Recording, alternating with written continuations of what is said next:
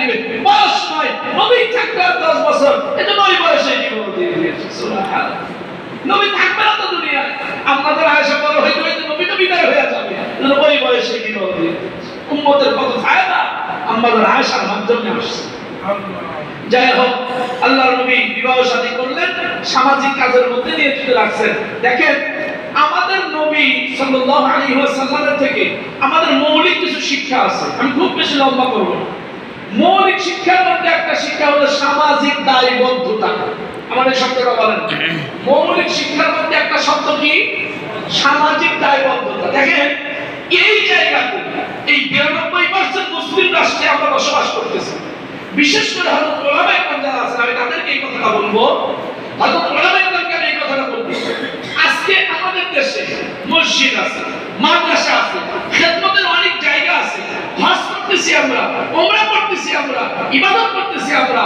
এগুলো কখনো তো ভেবে দেখছেন যে আল্লাহর রাসূলের সব কাজগুলোর মধ্যে একটা বড় কাজ ছিল, হায়াতের একটা বড় সময় উনি ব্যয় করেছেন সামাজিক কাজ করার জন্য? কি বলেন আপনারা? কাবা শরীফের নির্মাণের শরীক ছিলেন কে? আল্লাহর নবী। শুধু নির্মাণ না, নেতৃত্ব দিয়েছেন আল্লাহর নবী।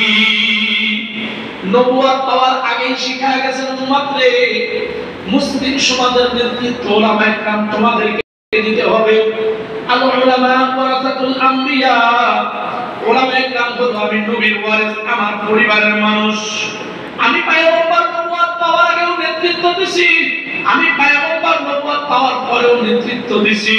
সুতরাং দুনিয়াতে যারা আমার ওয়ারিস হবে, তারা শুধুমাত্র মসজিদ মাদ্রাসার খেদমত নিয়ে থাকবে না, আমি পয়গম্বরের মতো সামাজিক কাজের নেতৃত্ব তারা দিবে। এই একটা জায়গাতে গাফলতি আসার কারণে আমাদের দেশের অবস্থা কোথায়? আজকে দেশের নেতা কারা? কথা কান না যায়, সব ছাগল পাগল, গরু মূর্খ, সুদখোর, ঘুষখোর, জেনাখোর, হাজির টাউন, বাটপার, সিটা, লুচ্চা, বদমাশ, ইতো, ছোট লোক। কথা কয় না ঠিক? কেন হইছে? ওই যে সিয়ারটা ছেড়ে দিয়েছে। ওলামায়ে কেরামের দায়বদ্ধতা ছিল সামাজিক কাজ করা। রাস্তা কোথায় নির্মাণ হবে? আলেমদের তত্ত্বাবধানে না হলে দুর্নীতি হবে। কথা বলেন। ব্রিজ কোথায় নির্মাণ হবে? আলেমদের তত্ত্বাবধানে হলে দুর্নীতি হবে। কথা বলেন। মারামারি হবে, ফিতনা হবে। এটা আল্লাহ রাসূল নবুয়তের আগেই শিক্ষা দিয়েছেন। তাই কাবা শরীফ নির্মাণ হয়েছে, এখন হজরে আসওয়াদ বসাবে কি? হজরে আসওয়াদ বসাবে, তার সম্মান সবথেকে বেশি হবে। মারামারি ঠেলাঠেলি শুরু হয়েছে, ঠেলাঠেলি কইরো না, একটা কাজ করো। কি? এই গেট দিয়ে সর্বপ্রথমে কাল সকালে যে ঢুকবে, সে যা বলবে সেভাবেই হবে। ঢুকছে আল্লাহ রাসূল, সুবহানাল্লাহ, সুবহানাল্লাহ। আল্লাহ রাসূল নেতৃত্ব দিয়েছেন কেমনে? নিজে ফাইজি একটু খায়া নেই নাকি? আমাদের আনন্দের মধ্যে এরকম আছে, সুযোগ পাইলে আর কাউকে দরকার নেই, ব্যাস হ্যাঁ উঠে গেছে। আল্লাহ রাসূল আসছেন, নিজের গায়ে চাদরটা বিছায়া দিয়েছেন, হজরে আসওয়াদটা মাঝখানে রেখে বলছেন, এই আপনাদের এখানে যারা সমাজপতি আছেন, প্রত্যেক গোত্রের একজন একজন করে আসেন, লিডাররা আসেন। কারণ লিডার আসলে তাদের প্রজারা সবাই বলবে আমাদের লিডার গেছে। কথা ঠিক কিনা? আমাদের যাওয়া, লিডার যাওয়া মানে আমাদের যাওয়া। আল্লাহ রাসূল হিকমতে সবাইকে চাদরের চতুর্দিকে ধরা দিয়া একসঙ্গে করে হজরে আসওয়াদ নিয়ে গেছেন, নিজের হাতে লাগায় দিয়েছেন। দেখেন নেতৃত্ব কেমনে দিতে হয় নবীজি শিখায়া দিয়েছেন। সুবহানাল্লাহ, সুবহানাল্লাহ। আল্লাহর নবী এখন নবুয়তের দিকে আগায় যাইতেছেন। বয়সটা 40-এর কাছে চলে যায়। পয়গম্বর মক্কা থেকে বহু দূর, এই গত মাসেও আল্লাহ তাআলা উমরার সফর করায় নিয়ে আসছে। জমিন থেকে বহু উঁচা, স্বাভাবিক একটা মানুষ উঠতে পারবে না। আমাদের দেশ থেকে মানুষ তো সাধারণত মুরব্বী হয়ে গেলে পরে যায়, সম্ভব না, ওটা সম্ভব না। আমার মতো নওজওয়ান প্রথমবার গত বছরের উমরায় গিয়া আমি নিজেই ওখানে উঠতে গিয়া স্টপ করার মতো অবস্থা হয়ে গেছে। আল্লাহু আকবার। পয়গম্বর কেমনে উঠছে?